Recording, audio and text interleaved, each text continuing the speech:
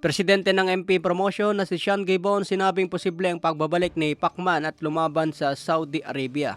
Marami daw supporter si Pacman at kilala sa Saudi Arabia. Kahit may edad na raw si Pacman, marami pa rin ang interesado na makita siya lumaban.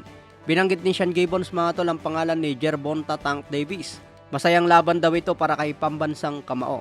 Ang problema lang daw ngayon kung paano ikasa ang laban ni Pacman at Tank Davis. Interesado pa raw si Pacman na bumalik para lumaban sa isang professional fight.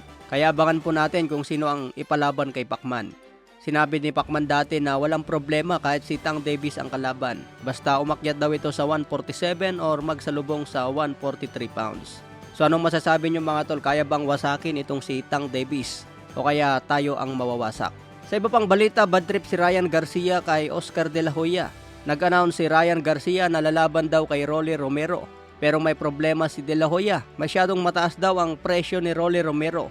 Malaki ang demand, nagpapataas ng presyo. Kaya plano ni De La Hoya ipalaban na lang si Ryan Garcia kontra Jose Ramirez. Ito ang dating tinalo ni Josh Taylor sa undisputed match.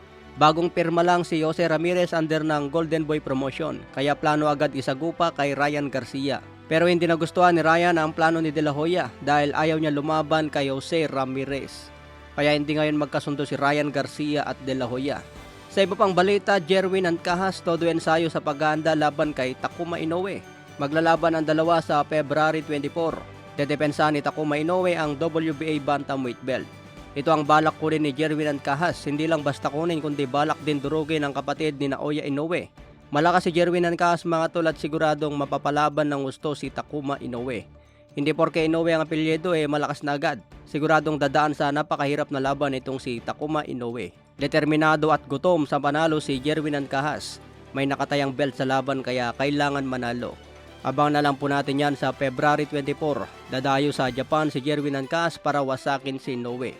Wag lang tayo ang mawasak mga tol dahil uuwi tayong luhaan yan.